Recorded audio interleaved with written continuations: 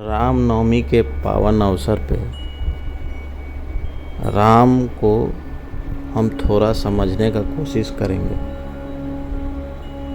जो राम हमारे अंदर बसते हैं, बाहर नहीं, उस राम को समझने का कोशिश करेंगे। फिर से रामचरितमानस की कुछ पंक्तियों से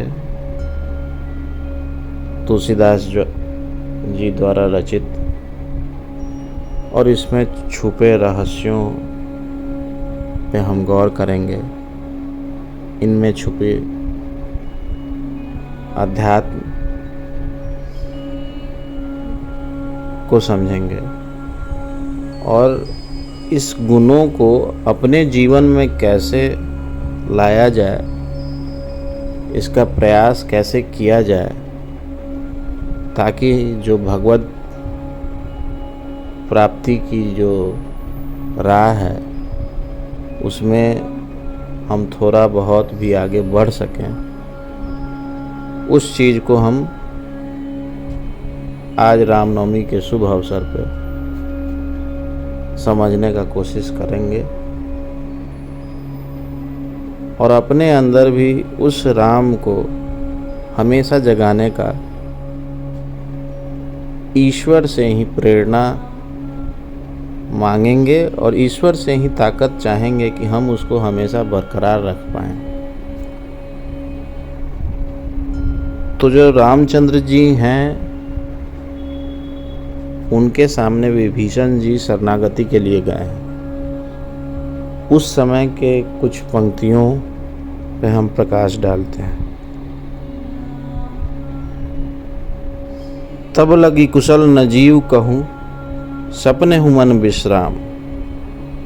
जब लगी भजत न राम कहूँ, शोक धाम तजिकाम। तब तक जीव की कुशल नहीं है और न स्वप्न में भी उसका मन को शांति है, जब तक वह शोक के घर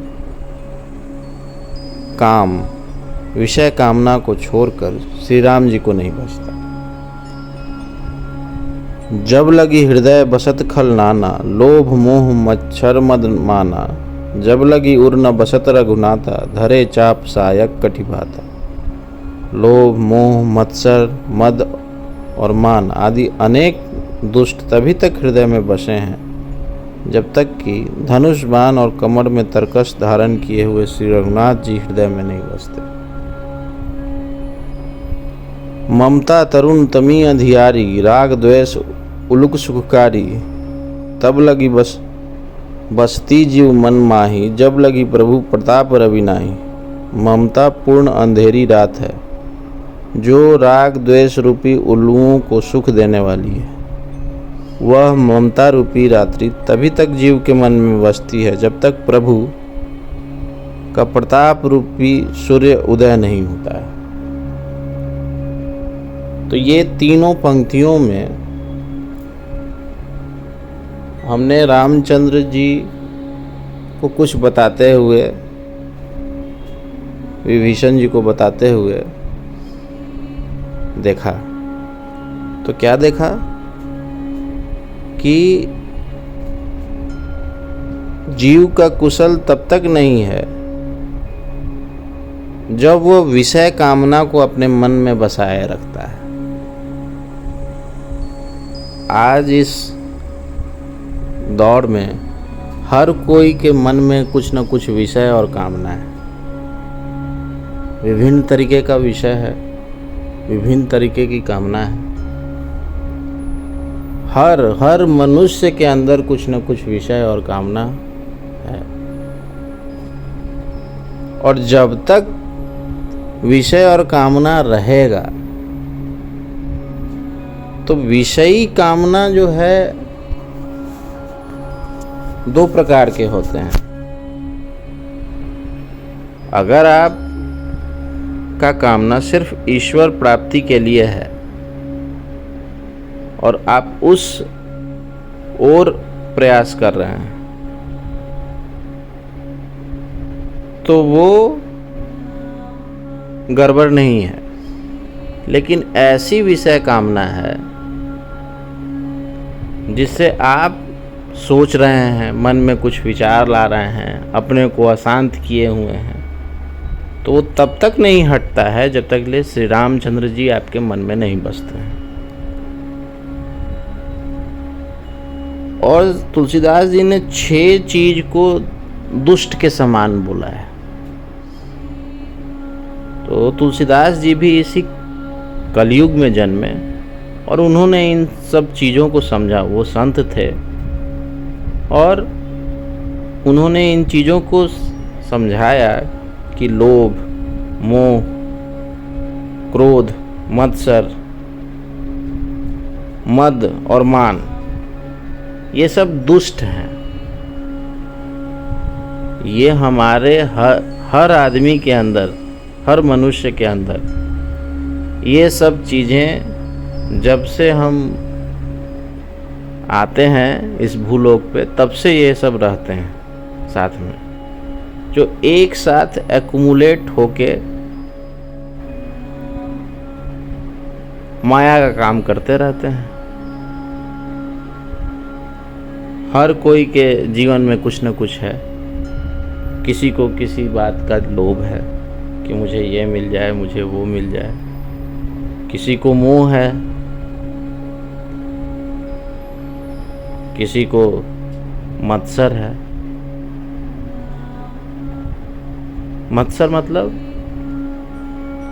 मत्सर मतलब होता है दूसरे के सुख से दुखी होना, जेलस होना। और किसी की निंदा करना। दूसरा कोई क्या कर रहा है उसमें हम रस लेके उसका निंदा कर रहे हैं, तो अल्टीमेटली ये लॉस किसका है? ये लॉस आपके सोल का है। आप यहाँ किसी के निंदा के लिए नहीं हैं, आप यहाँ किसी चीज़ का लोभ करने के लिए नहीं हैं, आप किसी पे क्रोध करने के लिए नहीं हैं, आप अहंकार के लिए नहीं हैं, मान के लिए नहीं हैं कि मैं ही सर्वोपरि हूँ, मैं ही सर्वे सर्वा हूँ। इस चीज़ के लिए आपका जन्म नहीं हुआ है। ये दुष्टता है जो आपके अंदर घुसी पड़ी है। तो इस दुष्टता को दूर फेंकने का एक ही उपाय है। वो उपाय है अपने अंदर राम को ले आइए, राम को अपने अंदर जगा लीजिए, जो कि आपके साथ हमेशा है। वो एक एनर्जी है, वो एक प्रकाश है जो आपके अंदर प्रज्वलित हो रहे हैं। और उस प्रज्वलित दीपक को जलाना हमारा सबसे बड़ा पुरुषार्थ है।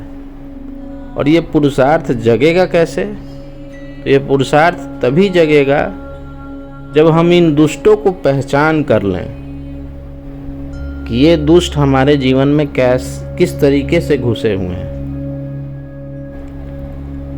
और अंतिम पंक्ति में उन्होंने कहा है, ममता पूर्ण अंधेरी रात है। किसी चीज से आप उतना ममता नहीं रखिए। कोई भी चीज हो, पद का हो, प्रतिष्ठा का हो, मान का हो, सम्मान का हो, किसी और अपनों में ममता हो, उसको अपने अंदर उतना नहीं लाइए। वो अंधेरी रात के समान है जो राग द्वेष रूपी उल्लुओं को सुख देने वाली है। तब जो ये लोग में सुख लेते हैं उनके इतना मूर्ख तो कोई है ही नहीं। तुलसीदास जी ये कह रहे हैं। और ये तब तक रहते हैं जब तक प्रभु का सूर्य उदय आपके अंदर नहीं होता है।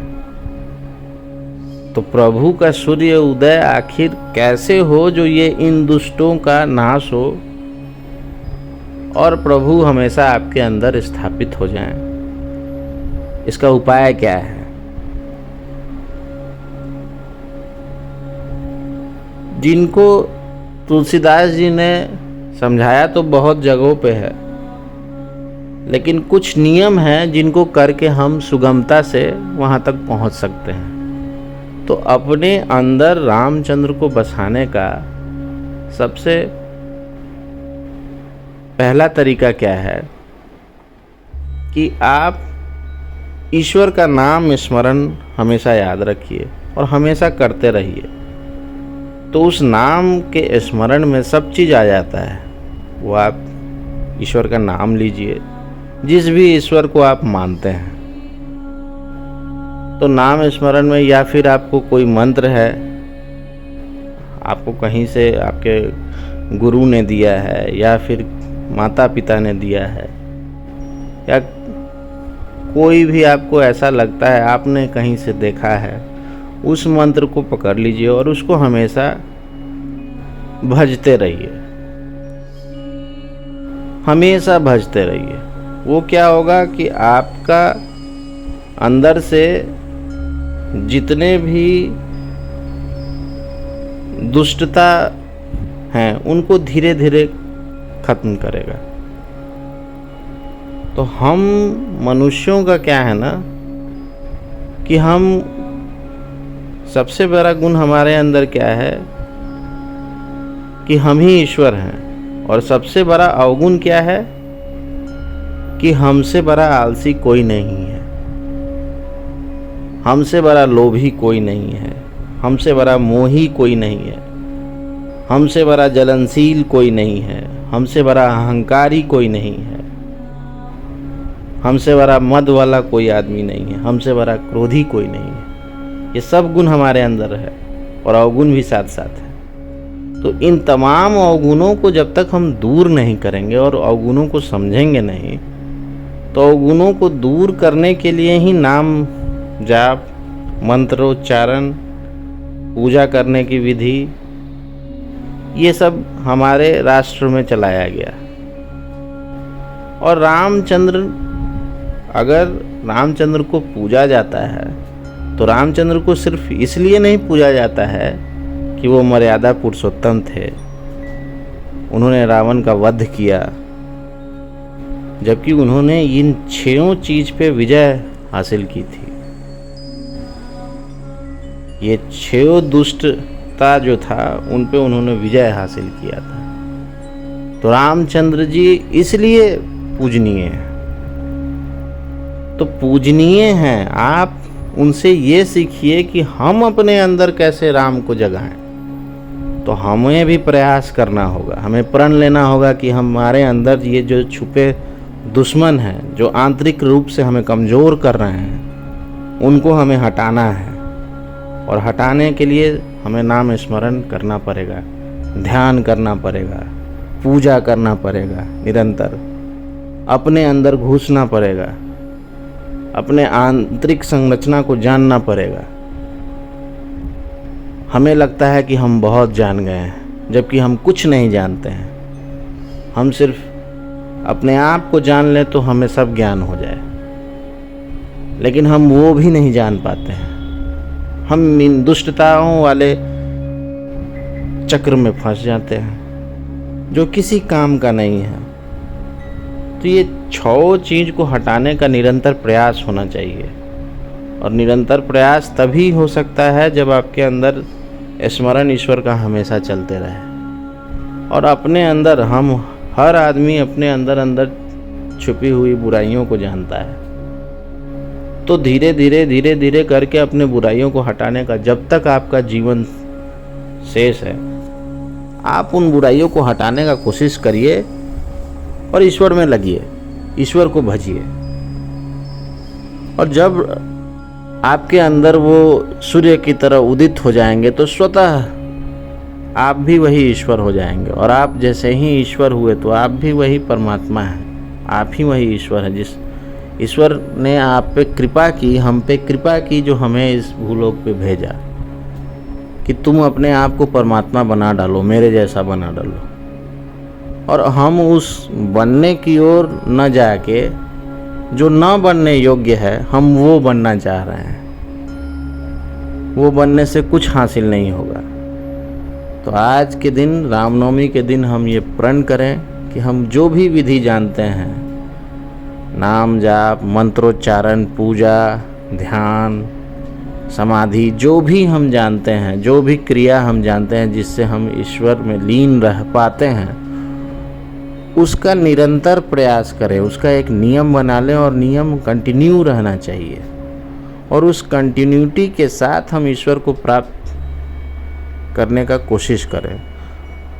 और अपने अंदर छुपी हुई जो ये विकारें हैं, उन विकारों को धीरे धीरे धीरे धीरे धीरे धीरे धीरे करके हम लोग रोकें, और विचारों से रोकें। ईश्वर के विचार से ही ये रुक सकता है। तो ईश्वर का विचार हमेशा आने के लिए हमें उनका नाम पकड़ना होगा, मंत्रोच्चारण करना होगा और इस राह पे निकलना होगा, क्योंकि हम ही वो ईश्वर हैं और हमने ही अपने लिए अकारण दुख पैदा किया है, जो कि दुख कोई है नहीं। तो आज के दिन हम ये प्रण करते हैं कि हम आगे बढ़ने का हमेशा प्रयास करेंगे। तो आज के लिए बस इतना ही। ओम हनुमन्ते वायुपुत्राय पंचमुख हनुमते नमः। ओम हनुमन्ते वायुपुत्राय पंचमुख हनुमते नमः। ओम नमः शिवाय। जय श्री राम, जय श्री राम।